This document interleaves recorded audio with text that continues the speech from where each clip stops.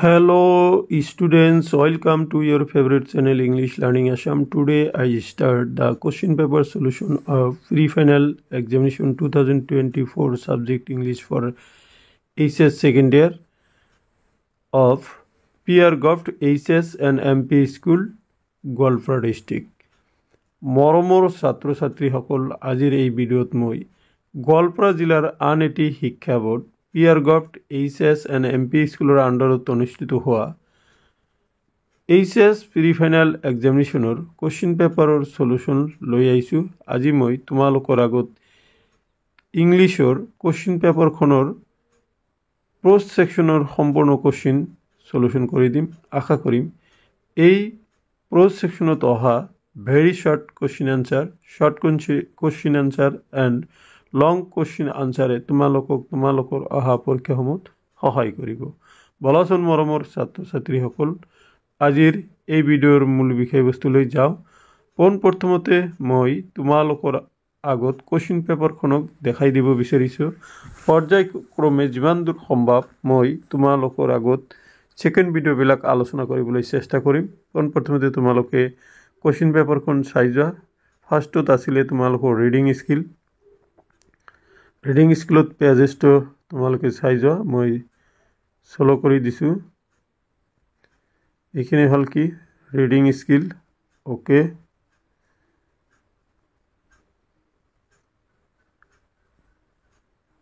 Reading স্কিলৰ তোমালোকে reading স্কিলৰ কোৱেশ্চনখিনি চোৱা। পেজেছটো দিছে, পেজেছটোৰ এইটোৰ লগতে কোৱেশ্চনসমূহ ইয়াতে দিয়া হৈছে।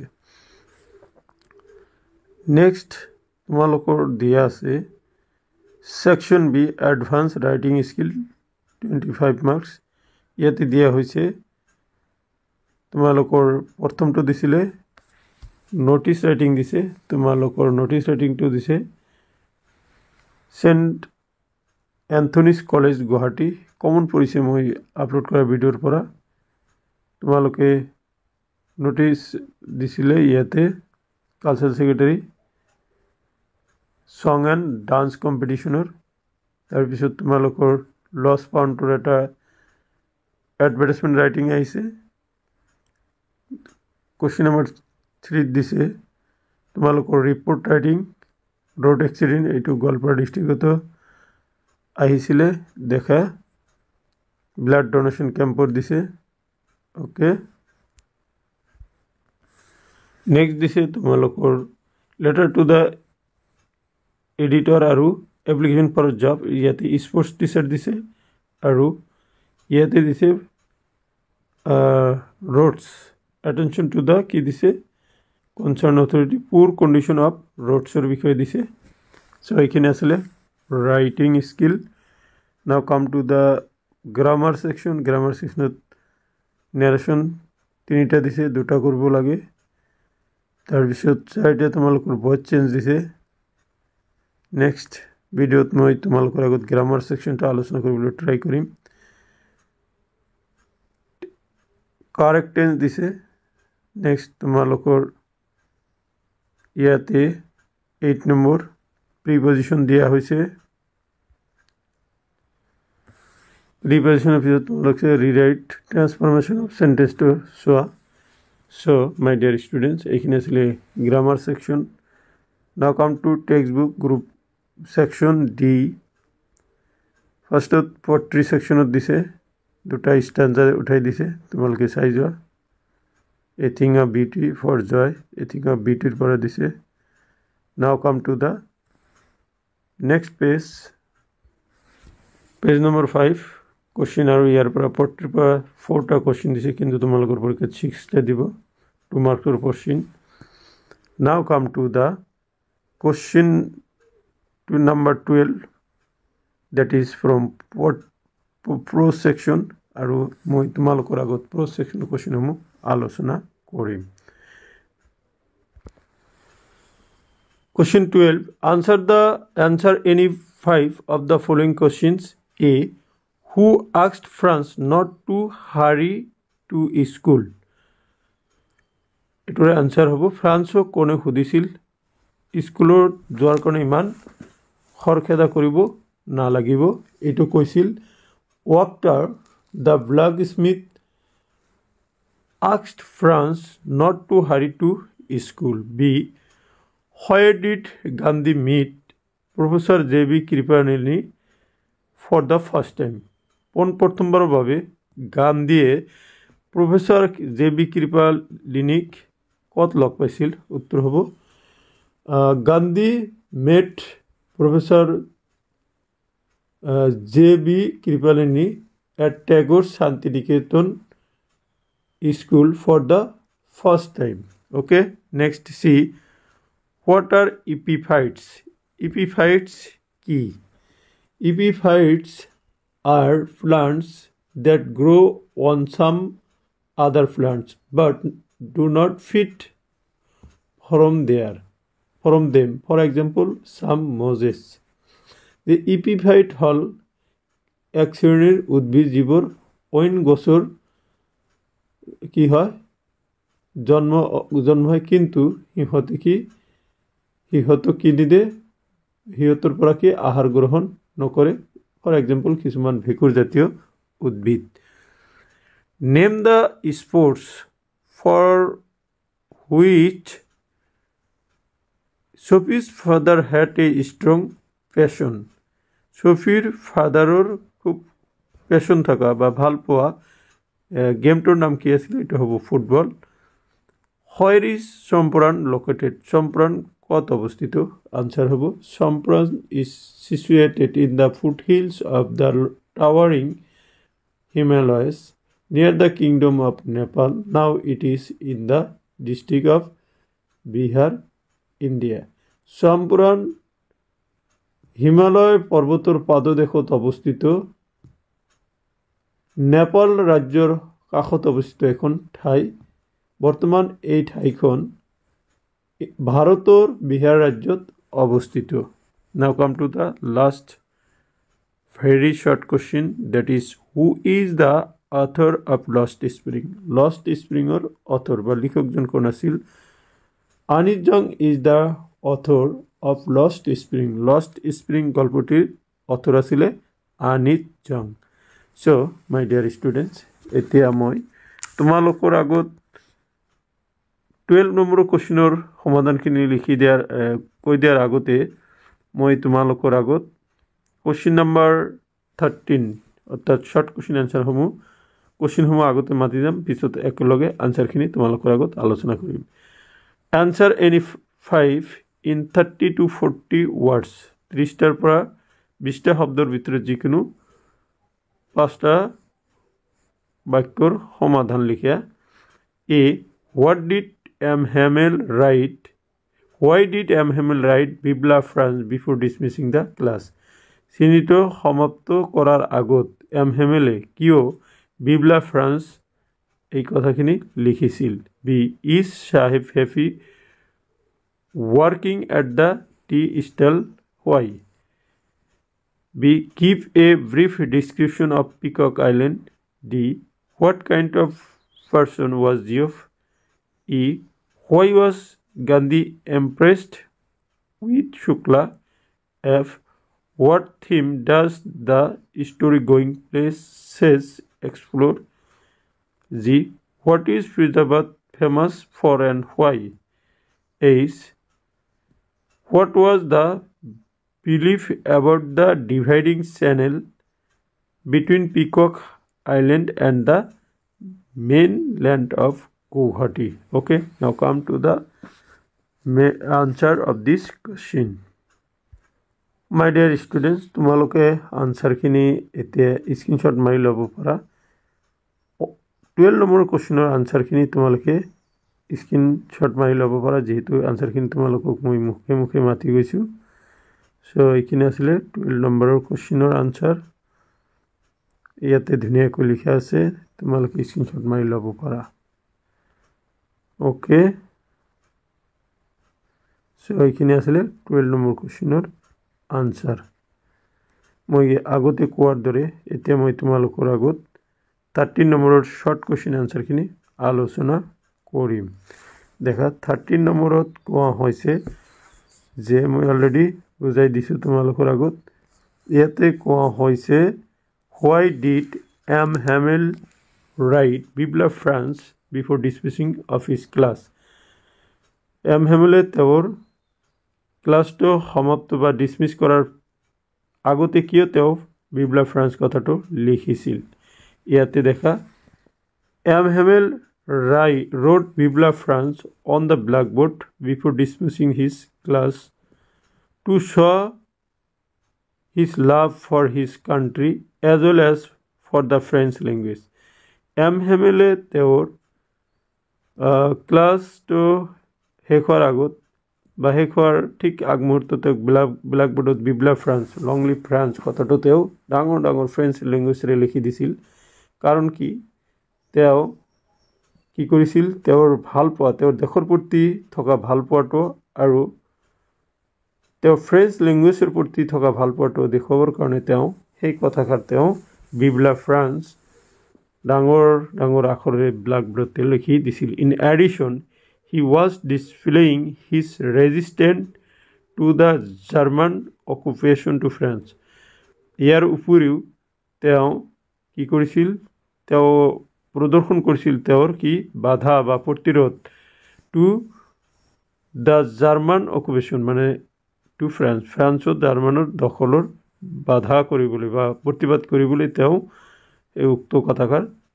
লিখিছিল ব্লেকবোৰ্ডত বিপ্লৱ ফ্ৰান্স বুলি তেওঁ লিখিছিল okay now come to B number in B নম্বৰত তোমালোকে চোৱা বি নম্বৰত আছে যে Was Sahib happy with the job at the tea still? Why বুলি দিছে very very important question দেখা কিমান বাঢ়াইছে 2012 14 20 22 answer no Sahib is not happy working at the tea stallত কাম কৰি Sahib happy নাছিল কাৰণ কি আছিল ৰিজনটো দেখা he was paid 800 rupees and all the meals তেওঁ কি 800 টকা দিয়া হৈছিল আৰু সকলো ধৰণৰ খাদ্য বা আহাৰ তেওঁক যোগান ধৰা হৈছিল প্ৰতি হাজাৰে খাদ্য যোগান ধৰা হৈছিল yet his face has a last carefree look তথাপি তেওঁৰ মুখমণ্ডলখন কি কেয়াৰফ্ৰী বুলি দেখা গৈছিল তেওঁৰ মুখমণ্ডলখন ভাল দেখা যোৱা নাছিল তেওঁ কিবা এটা ভাল পোৱা নাই বা কিবা কষ্ট হৈছে এনেকুৱা তেওঁৰ মুখত দেখা গৈছিল The steel container seems heavier than the plastic bag. তেওঁ যে কামত প্লাষ্টিক বেগ লৈ তেওঁ জাবৰ জোঁথৰৰ পৰা বস্তুবোৰ তেওঁ বুটলি লৈছিল সেই বেগতকৈ তেওঁৰ সেই ষ্টীল কণ্টেইনাৰটো বেছি গধুৰ দেখা গৈছিল so he is no longer his own master now এইকাৰণে তেওঁ এতিয়া আৰু তেওঁৰ নিজৰ গৰাকীৰ সৈতে বেছি দীঘল সময় তেওঁ তাতে ৰখা নাছিলে নেক্সট তোমালোকে ইয়াতে নেক্সট 3 নম্বৰৰ কোৱেশ্চনত দিছে give a brief description of the Peacock Island এইটো কোৱেশ্চনটো তোমালোকৰ এইটো ইম্পৰ্টেণ্ট কোৱেশ্চন 2015 16 আৰু 19ত আহিছিল পিকক আইল্যাণ্ডৰ বিষয়ে এটি চমু বৰ্ণনা দিয়া The Peacock Island located close to the forest officers bungalow Peacock Island যেটো কি একেবাৰে ফৰেষ্ট অফিচাৰৰ বাংলাৰ ওচৰত আছিল on the bank of the Brahmaputra in গুৱাহাটীৰ ব্ৰহ্মপুত্ৰ নদীৰ পাৰত থকা এই ফৰেষ্ট অফিচাৰৰ বাংলোৰ কি কাষতেই আছিল কি Peacock Island There was Hindu temple on it. এই পিকক আইল্যাণ্ডত এটি কি আছিল হিন্দু মন্দিৰ আছিল The author never discovered peacock. লিখকে কেতিয়াও কি পিকক তাতে কি ডিসকভাৰ বা আৱিষ্কাৰ কৰা নাছিল বা দেখা নাছিল but only monkeys on the island মাথন তাতে বান্দৰহে তেওঁ দেখা পাইছিল It refers to the present day Umananda in Guwahati. এইটোৱে আজিকালিৰ এই উমানন্দক তাতে কি কৰিছে উমানন্দ বুলি আজিকালি হেতৰ নাম উমানন্দ বুলি গুৱাহাটীৰ উমানন্দ বুলিয়ে কোৱা হৈছে। Next question, what kind of person is Geoff? Geoff কেনেকুৱা ধৰণৰ ব্যক্তি আছিল? তোমালোকে জানাই যে Geoff was elder brother of Sophie. ছফিৰ ইল্ডাৰ ব্ৰাদাৰ জিঅ'ফ আছিল আৰু ড্ৰেক আছিল ছফিৰ younger brother. Okay, now you see Geoff কেনেধৰণৰ ব্যক্তি আছিলে? Geoff is an apprentice mechanic who speaks little. Geoff এজন প্ৰশিক্ষণপ্ৰাপ্ত বা প্ৰশিক্ষণ লৈ থকা এজন মেকানিক আছিল যিয়ে খুব কম কথা কৈছিল। He is quite practical and realistic. তেওঁ সম্পূৰ্ণৰূপে কি আছিল? বাস্তৱিক আৰু প্ৰকৃত বিশ্বাসী আছিল। He is jealous of his challenge. She find a sort of fascination for him. তেওঁ কি আছিল? সিজিলাছ, তাৰমানে ছফিয়ে তেওঁক কি কৰিছিল? ঈৰ্ষা কৰিছিল যে তেওঁ যে চাইলেণ্ট হৈ থাকিছিল, সেইকাৰণে তেওঁক ঈৰ্ষা কৰিছিল। He is a fashion listener of Sophie. তেওঁ ছফিৰ এজন কি ফেশ্বন লিচেনাৰ আছিলে। নেক্সট কুৱেশ্যনটো লৈ আহোঁ। ইয়াতে কোৱা হৈছে, why was Gandhi impressed with Shukla? শুক্লাৰ সৈতে কেনেকৈ শুক্লাই গান্ধীক কেনেকৈ ইমপ্ৰেছ কৰিছিল? Gandhi impressed with Rajkumar Shukla's tenacity and determination because of his style of working and especially his dedication to accomplish his tasks. ইয়াতে কৈছে কি গান্ধী ইমপ্ৰেছড উইথ ৰাজকুমাৰ শুক্লাছ টেনেচিটি মানে জিত। ৰাজকুমাৰ শুক্লাৰ যিটো প্ৰতিজ্ঞাত তেওঁ কি হৈছিল? ইমপ্ৰেছ হৈছিল। এণ্ড ডেডিকেশ্যন মানে সংকল্প আৰু তেওঁৰ জিদত তেওঁৰ প্ৰতিজ্ঞাত কি হৈছিল? গান্ধী ইমপ্ৰেছ হৈছিল। কাৰণ কি? Of his style of working, তেওঁৰ কাম কৰাৰ ধৰণ, and specially his dedication to accomplish him tasks. তাৰপৰা কি কৈছিল? তোমালোকে ইয়াতে তেওঁ যে কামৰ কাৰণে উচৰ্গা কৰিছিল। টু একম্প্লিছ মানে অৰ্জন কৰিবলৈ, হিজ টেক্স মানে তেওঁৰ কাম আদায় কৰিবলৈ তেওঁ কি কৰিছিল? যে উচৰ্গা কৰিছিল সেইটো। আৰু তেওঁৰ কি টেনেচিটি এণ্ড ডিটাৰমিনেশ্যন, এইখিনিক লৈ তেওঁ কি কৰিছিল? গান্ধীয়ে খুব ইমপ্ৰেছড হৈছিল। Next, what theme does the story going places explore? Going places ষ্টৰীটোৱে কি থিম এক্সপ্ল'ৰ কৰে, প্ৰকাশ কৰে বা বুজাব বিচাৰে? In the story going places A.R. Burton explores the theme of adolescence and fantasizing and hero worship. Going places গল্পটিত A.R. বাৰ্টনে কি কৰিছিল? কৈশোৰকালৰ যিটো হিৰো ৱৰ্শ্বিপ, বীৰ পূজাৰ কথা ইয়াতে উল্লেখ কৰিছে। This story consist in the imagining story and heroism of adolescence. এই গল্পটোৱে কি কৰিছিল? যে কৈশোৰকালৰ যিটো কাল্পনিক সাধুকতা বা গল্প আৰু বীৰ পূজাৰ কথা ইয়াতে উল্লেখ কৰা হৈছিল।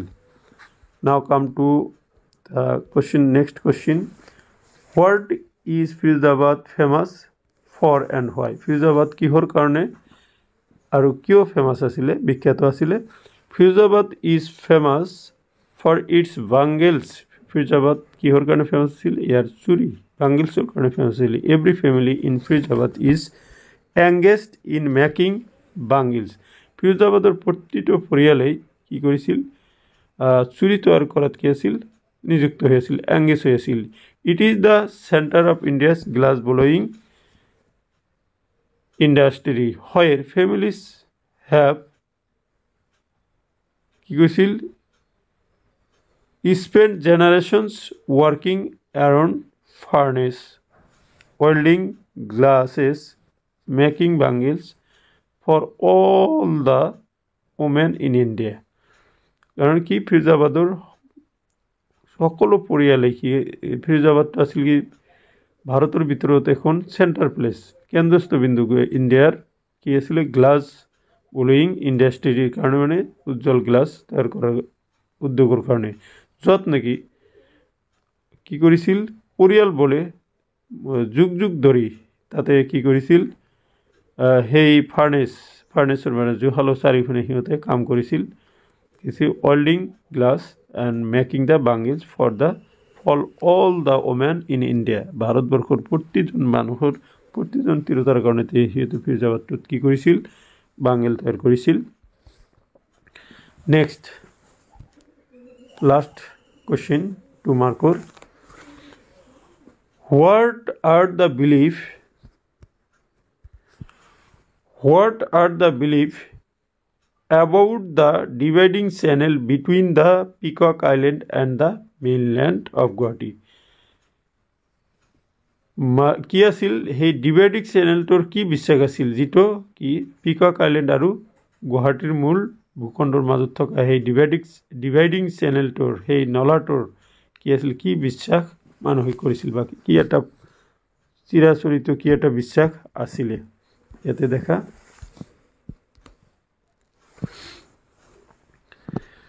There was a belief about the dividing channel between the Peacock Island and the mainland of Guwahati that if this channel were dried up completely, it would mean the end of the British rule. তাৰমানে ইয়াতে কোৱা হৈছে যে সেই dividing চেনেলটোৰ এনেকুৱা বিশ্বাস আছিল যে মানে মূল ভূখণ্ড আৰু সেই পিকক আইলেণ্ডৰ মাজত থকা যিটো চেনেল আছিলে নালা আছিলে সেইটো যদি কি হয় শুকাই যায় তেতিয়াহ'লে কমপ্লিটলি যি বছৰে কমপ্লিটলি সম্পূৰ্ণৰূপে শুকাই যাব বা কোনো ধৰণৰ কোনো পানী নাথাকিব সেই বছৰে ভাৰতৰ পৰা কি হ'ব ব্ৰিটিছৰ শাসনটো শেষ হ'ব বুলি এইটো মানুহৰ মাজত কি আছিলে বিশ্বাস আছিলে সো মাই ডিয়াৰ ষ্টুডেণ্টছ এইখিনি আছিলে 2 মূল্যাংকৰ কোৱেশ্চনৰ আনসাৰ নাও come to the long question next question number 14 answer any one of the following questions in 80 to 100 words. A. Describe the miserable plight of the people of Firozabad. Firozabador manuhor dukh durdorshar bishoye bornona kora. Or the battle of Champuran is won. Champuranor juddhot joy hol. Gandhi exclaimed. Gandhiye ki korisil? উত্তেজিত হৈ গৈছিল explain the context in which this was said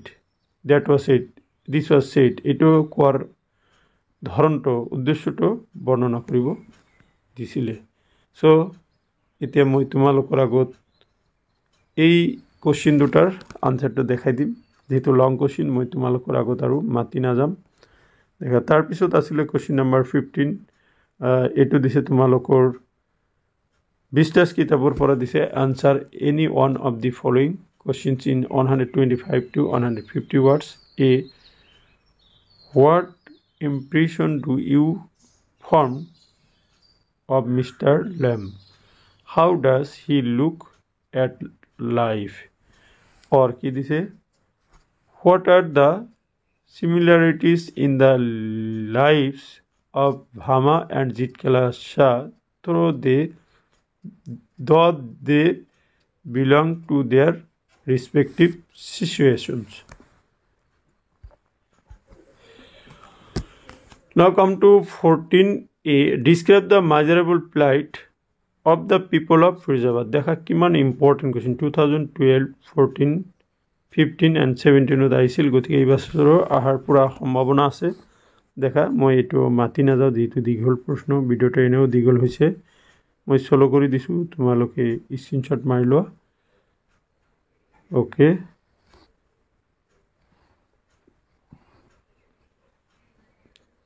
তোমালোকে screenshot মাৰি ঘৰত লিখিও প্ৰশ্নটো already কেইবাবাৰো আলোচনা কৰা হৈছে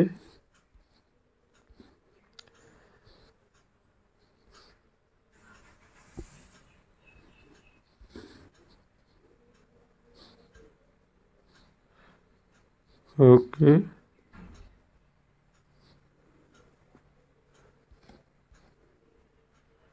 Next question asil the battle of Champaran is on. Gandhi exclaimed. Explain the context in which this was said.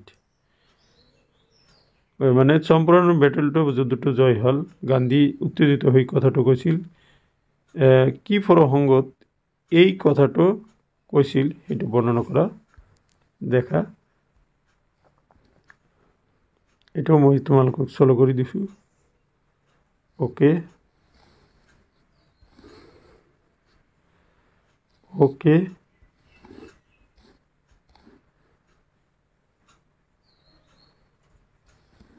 Next তোমালোকে স্ক্ৰীনশ্বট মাৰি ল'ব পাৰা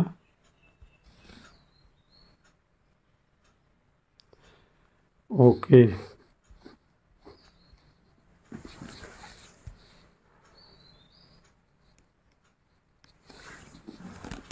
এইখিনি তোমালোকে স্ক্ৰীনশ্বট মাৰি ল'ব পাৰা নিশ্চয় তোমালোকৰ সহায়ক হৈ উঠিব যেহেতু লং কোশ্চেন খুব দুটাই ইম্পৰ্টেণ্ট কোশ্চেন এই বোৰ্ডে তোমালোকৰ আগত সুধিছিলে Now come to question number 16 answer any 4 of the following questions in 30 to 40 words এই তলত দিয়া প্ৰশ্নসমূহৰ 30 to 40 words or ভিতৰত আনসাৰ দিব দিছে এ নম্বৰ আছে What did astrologer foretell when Tiger King was born? ইয়াতে দেখা কি ইন্টারেস্টিং কোশ্চেন দিছে যেতিয়া টাইগার কিং এর জন্ম হয়েছিল তেতিয়া সেই অ্যাস্ট্রোলজার বা জ্যোতিষীজনে কি ভবিষ্যৎবাণী কৰিছিল কাৰণ যেতিয়া তোমালোকে গম পোৱা নহয় যে টাইগাৰ কিং এ 10 দিনৰ ভিতৰতে তেওঁ কি কথা ক'ব পাৰিছিল তেওঁ গোটেইখিনি কথা ক'ব পাৰিছিল যেতিয়া জ্যোতিষীজনে যেতিয়া কৈছিল যে টাইগাৰ কিং এৰ খুব বীৰ হব তেওঁৰ মৃত্যু কিন্তু টাইগাৰেৰ দ্বাৰাই হব সেইকাৰণে টাইগাৰ আৰু বুল একেটা হেৰিতেই পৰে একেটা তোমাৰ যেটো হিহঁতৰ ৰাখিতে পৰে গতিকে তেওঁৰ মৃত্যু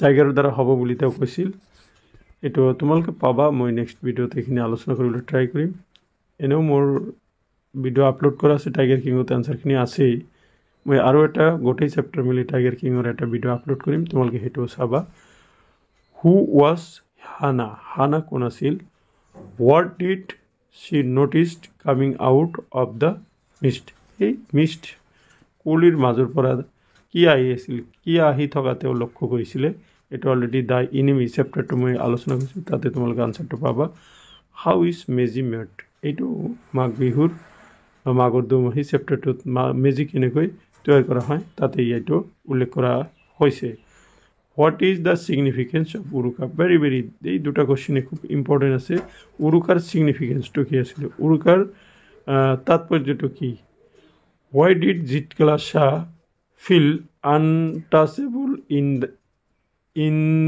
the dining room? Dining roomত Jitkala Shah untouchable অস্পৃশ্য কেনেকৈ তেওঁ কি কৰিছিল খোৱাৰ ঘৰত বা ৰান্ধনী যি ৰুমত খাইছিল কেনেকৈ অনুভৱ কৰিছিল When did Bama experience untouchability? Bama কেতিয়াই untouchability বা অস্পৃশ্যতা তেওঁ অনুভৱ কৰিছিল Why does the tiger king get his name? Tiger King তেওঁৰ নাম Tiger King বুলি কেনেকৈ পাইছিলে So my dear students এইখিনি আছিলে কোশ্চেন পেপাৰ আশা কৰিছো কোশ্চেন পেপাৰৰ যিখিনি মই প্ৰ'জ সেকশনৰ আনসাৰ দিছো সেইখিনি তোমালোকৰ অহা পৰীক্ষাত সহায় কৰিব লগতে এইখিনি তোমালোকে জনাব পাই সুখী হৈছো যে আজি সন্ধিয়াৰ ভাগতো ইংলিছৰ মোৰ ওচৰত আৰু 2-3টা ডিস্ট্ৰিক্টৰ কোশ্চেন আহি পৰিছে তাৰো কুৱেশ্যনৰ সলিউশ্যন কৰি দিবলৈ চেষ্টা কৰিম আৰু দিনৰ ভাগত যদি সম্ভৱ হয় মই তোমালোকৰ আগত স্বদেশ অধ্যয়নৰ এটি কুৱেশ্যন আলোচনা কৰিম গতিকে তোমালোকে ঘৰত বেছি বেছিকৈ ভিডিঅ'খিনি চাই থাকা প্ৰেক্টিছ কৰা নিশ্চয় তোমালোকক এই ভিডিঅ'খিনিয়ে অহা পৰীক্ষাসমূহত সহায় কৰিব থ্যাংক ইউ ফৰ ৱাচিং